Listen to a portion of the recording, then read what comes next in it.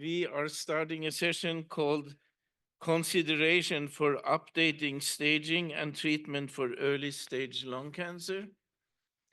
And I'm Fred Hirsch. I'm from Mount Sinai. I'm the director of the Center of Thoracic Oncology here. And my partner in crime is a chief thoracic surgeon here, Professor Raja Flores. And we will be moderator. And let me see, we have a panel. Mary Beth Beasly, she was introduced previously. Claudia Henschke does not need further introduction, neither the others, I guess. So we can go directly to the topic. And staging, as all know, ISLC just came up with the new revision of the staging system. It is still called the TNM classification. Me and David Carbone has been strong advocates for a TNM classification, adding molecular to the classification. And that is what we are aiming for in the next edition, the 10th edition, but I'm working hard on it currently. But we still are left with the TNM classification. And I think there is a lot to discuss when we are talking early stage disease, and with having the screening programs getting more and more data. So is there a need for staging of screen detected nodules? I guess that is the first question. Do we have a need for that? Is there a need for harmonization and comparison of data and trials, et cetera, et cetera? Are you asking not about mutations? Yeah. I can say that in looking at our cases, among 54 non-solid nodules, which are considered clinical TIS, only 5 of them were classified as pathologic. The rest of them all had some invasion, but they still had 100% survival. So do we really need to change the pathologic classification? And I wanted to ask Mary Beth very much about this question. You mean the issue of subsolid staging? So yes, yes, so that's actually very challenging. And if Nasser doesn't like our patterns and our ability to determine 2 primaries or intrapulmonary metastasis, he's really going to hate our data on invasion versus non-invasion. So that's actually much more challenging than you might expect. Telling lipidic growth, which usually corresponds to the ground glass or subsolid lesions of a tumor, and the invasive component, which usually is when you guys start seeing a solid component. Some cases, it is relatively straightforward, but you have a lot of issues that can compromise your pathology, collapse, fixation artifact, all kinds of things. And we've done several reproducibility studies on pattern recognition and invasion versus non-invasion. And when we first started just doing the binary question of invasion versus non-invasion among an international group of pathologists, I'm embarrassed to say our initial kappa was only 0.2. So that was not very good. Since then, we have really tried to work hard on this issue and try to identify areas of confusion and potential overlap. So the main thing is we do have difficulty determining a few different issues in regard to lipidic versus papillary versus acinar, and where does lipidic stop and micropapillary start as well. So those can be compromised by a variety of different things, and I think that's probably influencing somewhat why you see a radiographic lesion you think is going to be AIS or even MIA, and we'll get a larger invasive area. Thankfully, most of these patients still do well anyway, but currently the T staging is based on the invasive component of these tumors. So that does stress me out a little bit every time I get one of these, that I'm going to stage somebody incorrectly. I try to comfort myself that this is still going to be a good prognosis tumor, but there are a lot of issues with it from a path standpoint for sure. Can I stress you out some more? Please do. You don't like my multiple tumor nodules. I like, I like everything you do, Dr. Beasly. But, you know, one of the things that we've done recently is take the part solid lesions, and we got single cell data from the solid component and the non-solid component. And the point I'm trying to get at here is that right now pathology is focused on the cancer and not on the immune microenvironment, which is, you know, in the nodule. And what we found in the studies that we did, which hopefully we will publish soon, is that there are certain changes in the immune microenvironment, specifically changes in regulatory T cells or fibroblasts, that are more likely to be associated with a more invasive phenotype. And perhaps in the future, you know, pathology would not only focus on this is lipidic and acinar or whatever, but would also try and to some extent describe the immune microenvironment. As you recall, in the very early, what's that, the Japanese pathologist that first is Noguchi's, in Noguchi's classification, he talked about alveolar collapse, which is associated with the fibroblast proliferation. So Right. I think we should always keep that in mind. Not that that would affect treatment, but I think maybe we can get a hint about which ones are going to be bad actors and which ones won't. Yeah, I think that's a great point. And we did a similar study here with Miriam Murad's group Yes. about cancer-associated fibroblasts and immune microenvironment. Because one thing that happens when you have a lipidic tumor, they can get fibrosis and collapse. And telling that from true cancer-associated fibroblasts indicative of invasion and alterations in immune components, you know, those I think will be helpful in the future. But that will be, if you are talking about a new staging system, which will include morphological, pathological features and immunological features, that will be very complicated. Yeah, but probably more useful than 10T classifications and 10N classifications. So Karen, you are in a wonderful position these days and can design our future activities. How do you see the TNM staging system evolve over the next few years? So Fred, I think you alluded to it already. We really do need to get down to the molecular level. We know breast cancer is already there, but because we are leaders in molecular medicine with lung cancer and the 10 actionable mutations, it's truly important that we do have that M, the additional M in our staging system. And we, of course, because the issue lies though in biomarker testing and the challenges that we have with biomarker testing around the world. And so that's an issue. And as Fred knows, that we did have a sub-study that we're analyzing right now. We did collect molecular data across the world, but it's been challenging for many, many reasons, but also lessons learned as we begin to create the 10th edition protocols as we are doing now. We've learned a lot of lessons from that, but it will be critical. I do think the other critical piece that I have not yet challenged the new staging committee, which is led by Valerie Rush, and she will do an absolutely phenomenal job, is to think, what does the world of lung cancer look like in 7 years from now? Not to just think about where we are today. And we've been talking a lot about AI. And one of the things that I'm going to challenge them is we don't want to live with regret.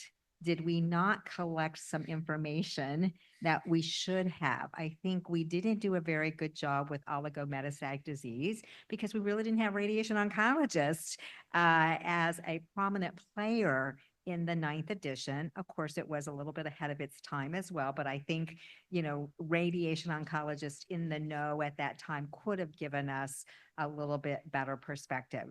So I'm going to challenge them to ask the question that we've been talking about is also, should we be actually, I know this is going to really sound bold, be collecting at least baseline images for AI and baseline digital pathology slides? I personally think the answer to that is yes. But if I asked all of you, what do you think the budget is to do staging, for us to do staging? What do you think the budget is to do staging, this big staging project? Anybody want to take a guess? Horrendous. Horrendous is absolutely correct. Right now, our current budget is $14 million. So I just want to give you that perspective, $14 million. And that, again, if we ask for radiology, if we ask for slides, that will take that budget up. But my fear is that if we don't do something like this, and I'd love to get perspective from the room because I haven't challenged them yet with this. So I do think we'll regret it if we don't get it. That's my personal opinion, but love to get support for that because then we can go to our pharma colleagues and industry colleagues to get support too. I know David is. Yeah, Because before you go, I think, if I were to put my money on something, I put my money on AI in radiology, because that's Well, the staging that counts. Well, I think because that would pathology impact too, treatment. personally, but. go So ahead. we finally taught you. Pathology is marvelous, but it's a binary choice. If it's not a binary choice, then it's something else. So I really pressed Valerie on this about a year or so ago, that we should get radiology involved, especially in this context of early stage, and that we set up, because we would be delighted to contribute. Claudia has over 800 cases, and maybe get a small group, just a small group of institutions that would participate. Maybe you get Cornell to participate, I don't know. But I think if you put a small group together, not the $15 million, nationwide, but a small group, and really focus on more of the intricacies of the stage one, I think we could pull that together. And I do think, again, we don't know whether they're CT detected, even having that checkbox. We don't have any idea, but, of course. But if you pick Right. a group, we, for example, we have that kind of data. NASA has that kind of data. But and a few other it has places to- has that. It has to be prognostic. You have Yes. to, so the choosing the endpoint would be Right. important. Yeah, and that's a very important point Yeah. that you just made. It is And- prognostic, but I think it's going to be, again, sorry, I'm talking too much. I apologize. Go ahead. But I think, again, my point is we need to do it right. We need to be forward thinking in the new staging that we're doing. And then we need to, again, still be pragmatic.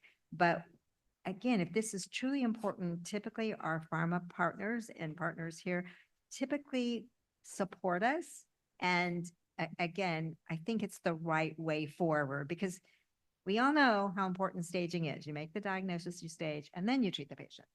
And I have been very vocal also that we need to include AI expertise in the staging committee, in the steering committee. I think it is important. We are sitting there, surgeons, molecular, but we are missing people who really understand how to bring all this data together, and the databases we are using. We need to make an appeal to the groups here to contribute to the ISLC staging database. This was part of the motivation. This was part of the motivation for this session, Right. specifically this. It's very different. Again, we are going to be much more pristine and much more critical of who can put data into this database. That was, again, one of the things we learned. It's very challenging to work with batch data. We need EDC data for sure. Again, there are going to be a few batch data. We need more worldwide. We're missing several regions of the world. So we are reimagining the entire staging 10th edition. It will look and feel, somewhat similar, but yet very different because we have to make sure that the data coming in is, as we all know, quality data, and it has to be complete data coming in. I'd love to hear Absolutely. Mary's thoughts about digital pathology and collecting digital pathology slides, because it's not just about the staging, it's about also giving investigators and members of the ISLC the opportunity to ask important research questions.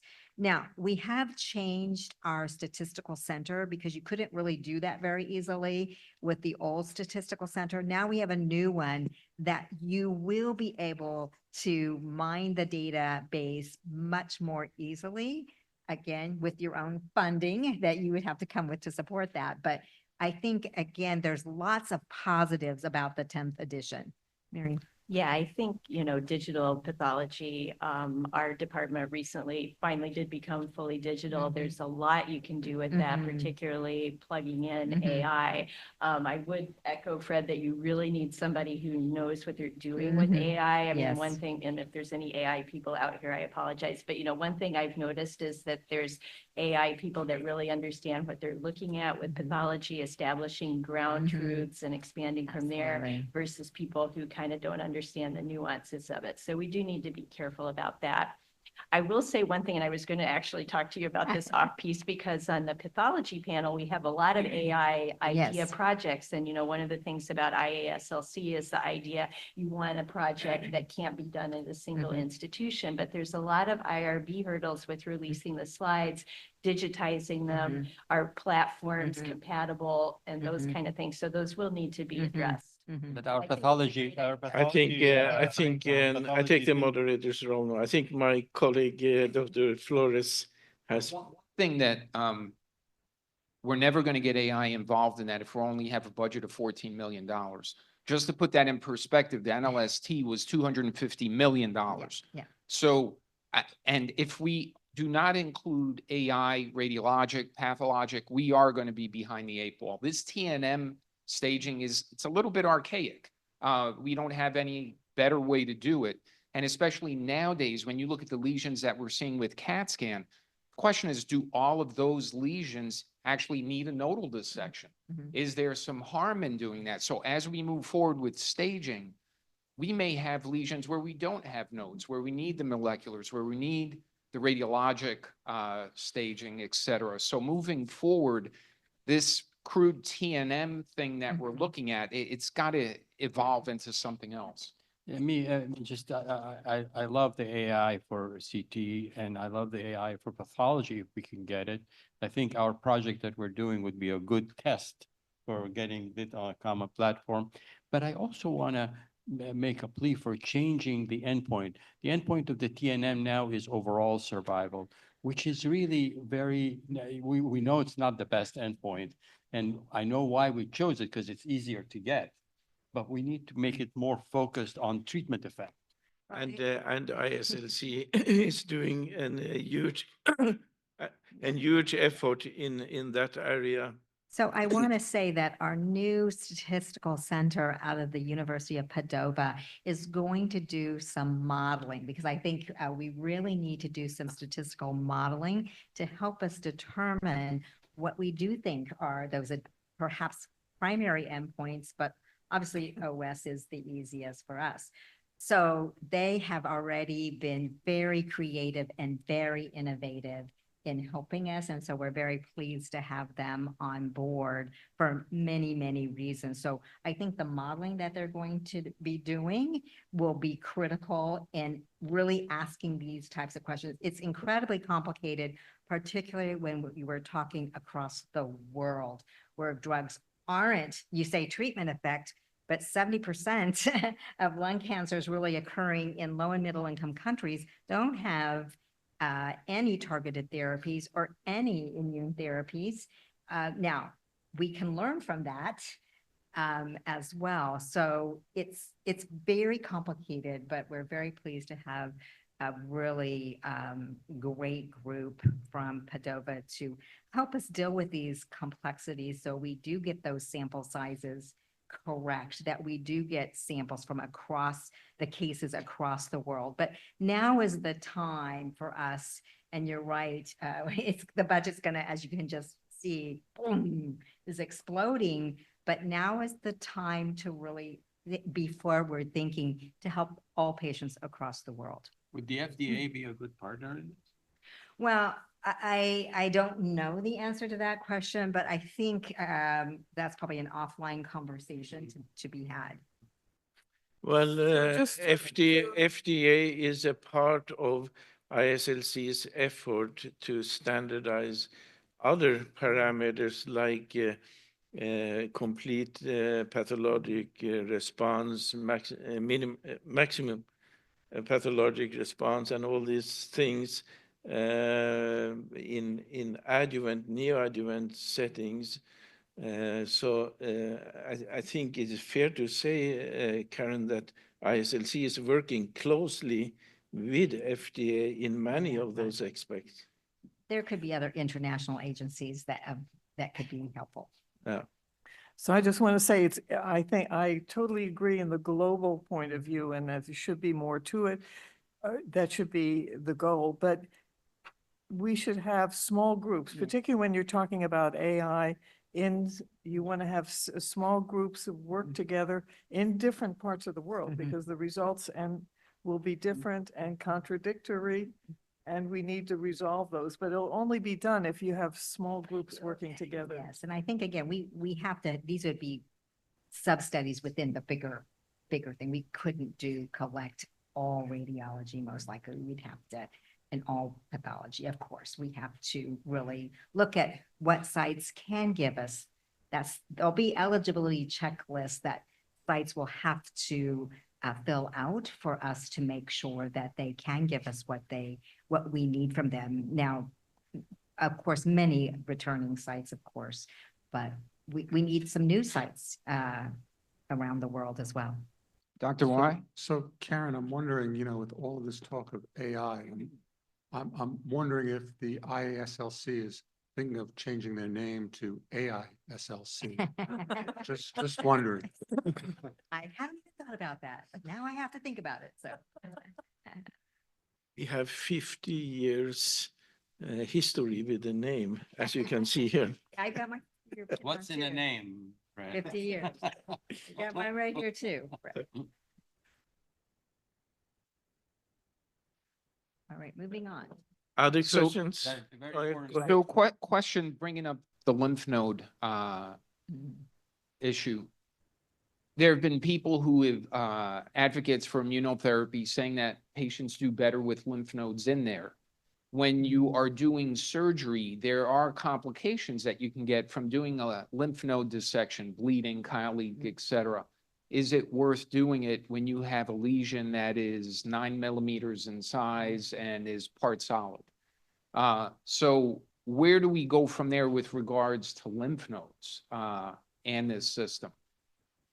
So I can say that in our review, those that had non-solid lesions or were classified as CTIS, none of them had lymph node metastases or distant metastases. So you really say, why do you need to do that? I guess the question is how many lymph nodes were taken out? Where were the locations of those lymph nodes? Was it? So I think I'd love to see more granular data Yeah, there too, so- but the good point is the bottom line that you just shared. So, reference was made earlier to the paper that Rowena and Sebron, who was here earlier, presented on 700 patients. These are, I think there were 2 patients that had, that died from lung cancer or some really low number. So the answer to the question that is in those patients, there are really good data from Japan that you don't need to do node dissection. And the question really is, what is the downside? To me, if you're going to go to town on the lymph nodes, there may be a downside. But if you're obtaining representative samples from different stations to make sure, it's not like a great deal of downside. I think the issue of immunotherapy applies more to more advanced, more solid lesions where there is an indication for that.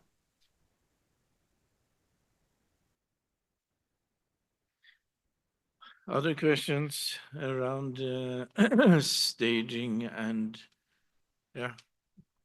And especially in the non-solids and to an extent in the part solids, the pathologic staging measures the amount of invasiveness. And it puts it in, even in non-solids, it puts them in different T categories, depending on the extent of invasiveness. And I have been really kind of shocked. When I look at what I call a non-solid nodule, I'm not good at all at predicting the extent of invasion. I've had some of these cases, Mary Beth has said there's 60% invasion, and you wouldn't know. And I don't think they behave differently at all, biologically, or at least prognostically. You take them out, you're curing them 100% of the time. So I think this is a very ripe area where the radiologic appearance is probably either, you might say either, I don't want to say the word more valuable, but I think the way pathologists are currently staging that, I'm not sure it's useful, you know, because they'll look at a little piece of invasion here and then, you know, 2 centimeters away or whatever, and you know, and you're changing a T stage based on that. Right, so you're trying to look at the percentage and size of invasion. So you've got your total tumor size, and then you're ideally trying to subtract out the lipidic component to calculate the invasive component. Sometimes if you've got a tiny tumor, you can just measure it on a slide, and that's nice. But more often you've got a bigger tumor where you've got invasion on multiple sections. So you're trying to estimate the amount of invasion, multiplying it by the total tumor size, and then coming up with the invasive size. I've already alluded to the reproducibility issues with that. I think another issue with that is the current T in the 8th edition HACC. You know, that's based on a limited number of papers. I think there's more data, and correct me if I'm wrong, Karen, for the 9th edition, maybe about half of the tumors had invasive in total versus just total. So it's not really going to be until the 10th that we're going to have a, you know, big, you know, most of the tumors are staged in that fashion to really see the granularity on that data. Another thing I'll add just from a pathology standpoint, while the recommendation is that we do the invasive tumor size for the stage, we really only have really firm data that that's the way to go when you have a tumor that's at least 50% lipidic. The data becomes a little shakier if you've got a tumor that's, say, 90% invasive and a tiny bit of lipidic around the edge. Is that really an in situ component of the tumor, or is that the invasive tumor that's just growing out backwards? But to make the recommendation uniform, that's the way it is. So you've got a few different issues with it. So what is the current definition of the T? Is it the whole tumor, or is it a part of the tumor? So if you have a non-mucinous adenocarcinoma with a lipidic component, you subtract the lipidic component and use the invasive component for the T. Nasser? Yeah, I have a question for you, actually. I might want to push back a little bit on the TNMM. My understanding is the purpose of the staging system is to prognosticate. So we can put patients in bins that have prognostic relevance. And, you know, in early stage disease, at least, while mutational status is important for therapy decisions, I don't not have found any data to support its prognostic relevance. Unless, of course, you want to say that patients who have ALK translocations are more likely to have more advanced disease, but that's reflected in the nodal system. So is it, if the resources are limited, we're only going to be able to do so many things, AI for CT or pathology. What do you think? So as Karen alluded to, we are currently summarizing our current database, molecular database, and surprisingly, we haven't published yet. We are in the process of making the publication, but EGFR actually seems to be a prognosticator based on the data we have seen so far. There is a lot of limitations in the database we need to take into account. But the current database in ISLC will probably be the last one and the only one who can give us a clear view of what does those molecular abnormalities represent in terms of prognostication.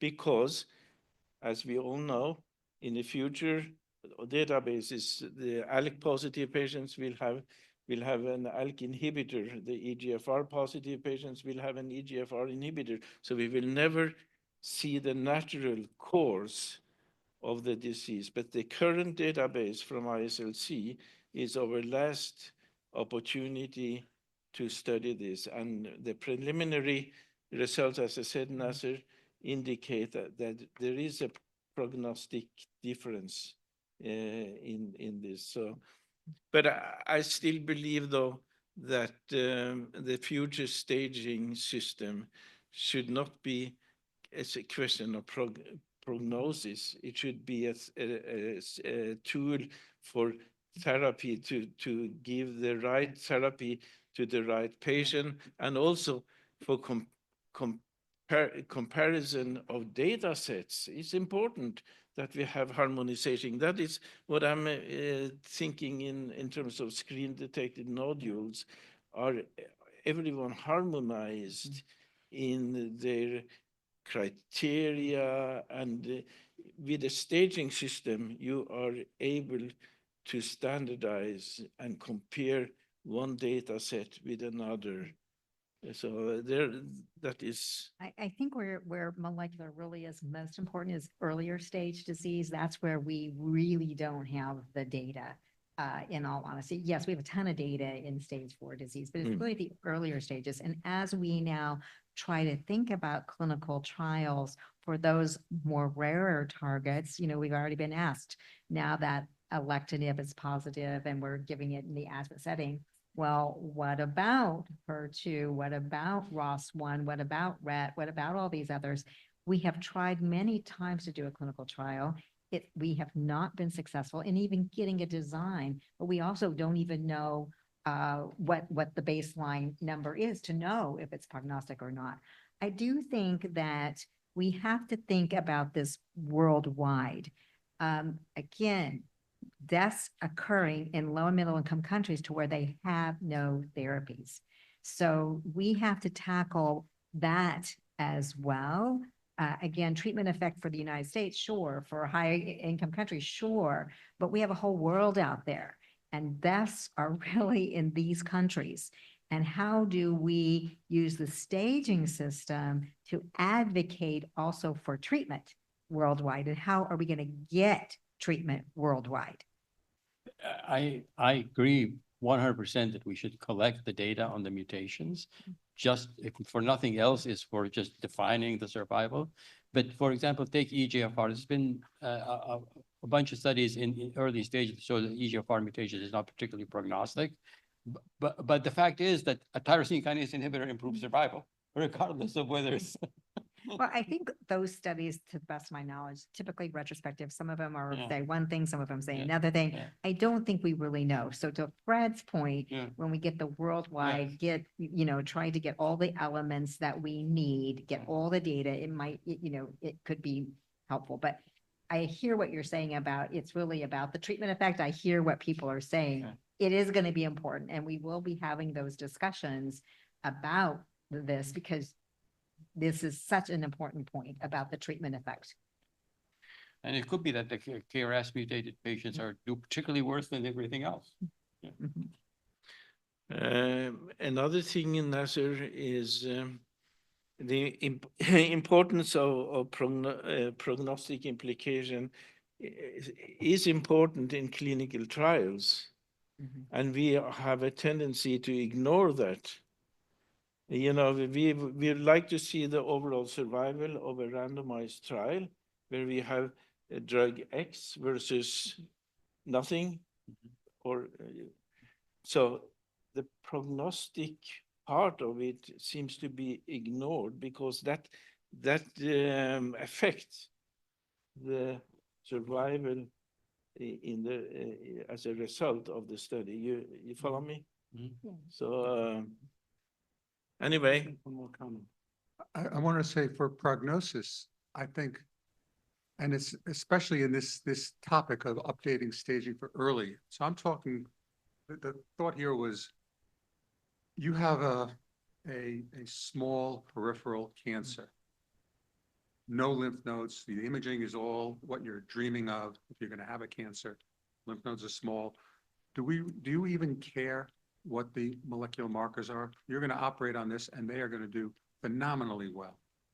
What's the cure rate of a 6 millimeter, 7 millimeter cancer peripheral, regardless of anything else? Well, so are you talking a subsolid lesion, or are you talking a Solid, solid lesion? even solid, peripheral solids, how good are the cure rates? And you, as your experience, and Claudia, you should answer that also from what you found, the solid cancers that are under a centimeter, that are peripheral and no lymph nodes. So I What's can the tell cure you rate? that in the clinical trial that we did with 2 centimeters or less, we know that the overall recurrence rate was 30%.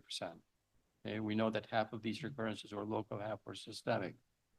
10% of the patients, 10% of the patients that's in usual clinical care setting had tumors 1 centimeter or less. So I don't have an answer for you, but real world is not a 9 millimeter tumor. Real world is over that. And there the recurrence rate is higher. Well, our dream is to get down, Well, especially when we're yeah, doing dream imaging. on, yeah. Well, we're getting to smaller cancers and but I think this is an important point. I think that when you go from 2 to 1 to less, things are really different. Yeah. The less than 1 centimeter cancers, and Claudia, I know you've been looking at Yeah. this. Right, they Relentlessly. really change at Right. 1.5.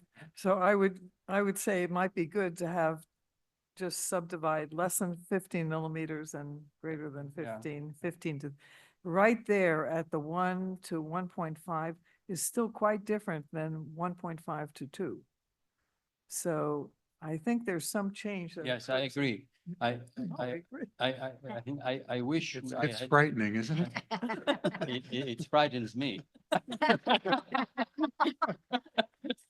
But if you look at I don't have the slide to show you, but if you look at the hazard ratio for recurrence, with 1 being the reference, it's like 1.2 for 1.5, but it is almost 1.8 for the 1.5 to 2 category.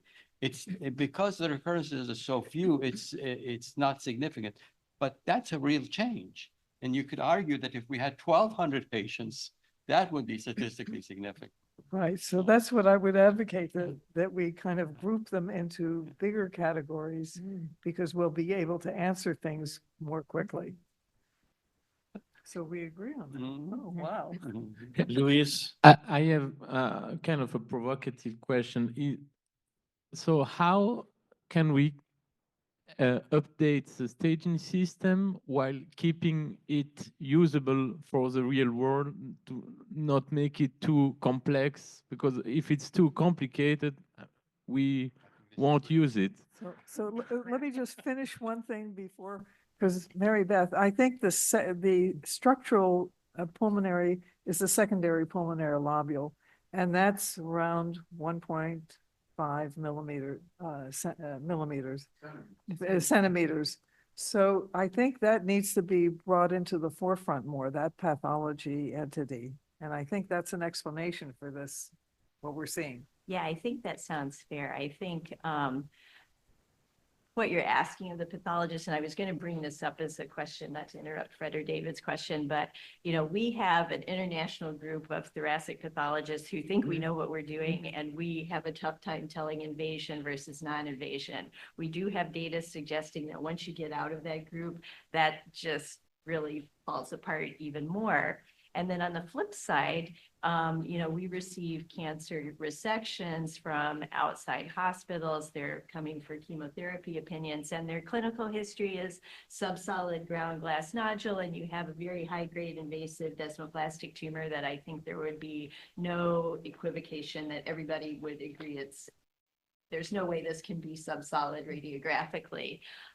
So how do we apply this to a worldwide situation? I'm always surprised how few dedicated chest radiologists there actually are in the world, in addition to, the few number of pulmonary pathologists as well. So how do we apply this?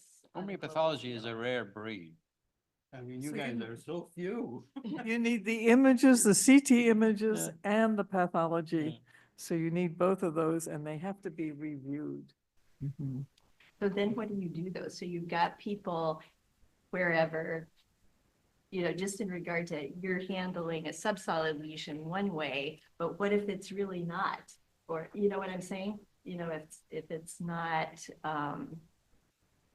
we're very lucky that when you say it's subsolid, I'm like, yes, it's subsolid, but you don't know what's going on. No, So, outside of our silos.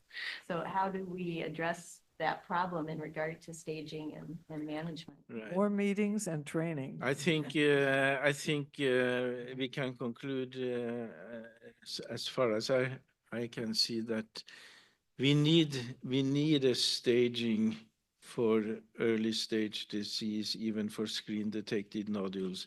We need it for comparison of data, for studies. So we are talking apple for apple and oranges for oranges to talk the same language all over the world. So that is one reason, and we might need it also for therapeutic decision when it comes to that. Karen, you have I just you wanted you to have to answer that you have to question. respond to him. How Yeah. do you make Yeah. that staging system Yeah, that is universal? That is an important question. Right, that is an important question.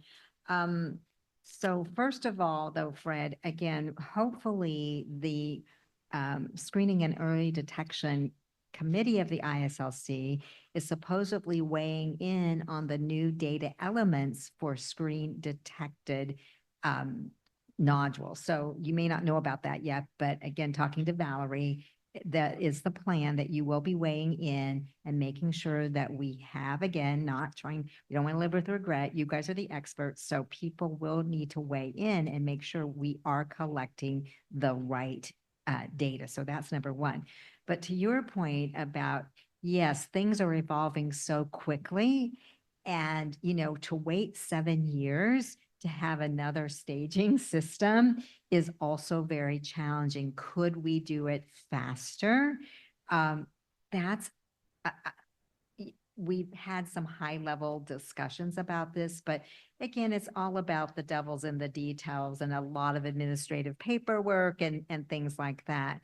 But also, to your point, how do we make it simpler? I actually have to carry my staging card with me. I have one in my purse, I have one in my briefcase, because you never know when you're on the road and somebody's calling you about something.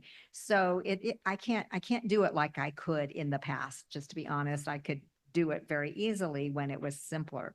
So we do understand that simpler, but yet clinically meaningful is where we need to go. And sometimes, like all academic people, we get way in the weeds.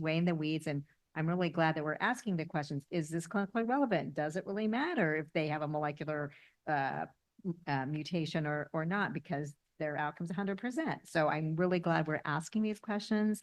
I think Claudia is really right. We need more meetings. We need more training. We have a workforce crisis across the globe, multidisciplinary. How are we going to tackle all of this? So I think we need another meeting. Can we also ask our participating centers to actually collect the relevant data? Yeah. So especially the endpoints. And we're better off with less data that are clean and precise than a lot of Well, data. again, we are going through the current data dictionary, and I can tell you, I've taken lab values. Nobody needs a CO2. Why are we collecting CO2? We don't need that. So we are trying to go through, but what's happened is, as we've gotten rid of some, we now are adding more. Yeah. So we do have to be much more prescriptive. And, the problem is everybody wants everything, and I have to challenge to Yeah. say, but are we ever really going to use it? Are we really need it? We But- need recurve. Well, yes, we do need We that. need We need it, but we need detailed recurrence. Yeah. And that's where for oligometastatic disease, we were unable to really make any headway there. I would say in reality, even though they changed the definition a little bit for the M, which I I will make no further comment about, but we really need the details about the recurrence. Yeah. We need the number of lesions. We need to know where they exactly are, those types of things. We need details. Well, I downloaded the thing yesterday. My head started spinning once I got to the end. But it does need to be simple, pragmatic, and we're trying to address all of those questions going forward as we evolve. With this engagement and enthusiasm, and we can see it with our eyes, with ISLC and in other settings. So that was a good communication.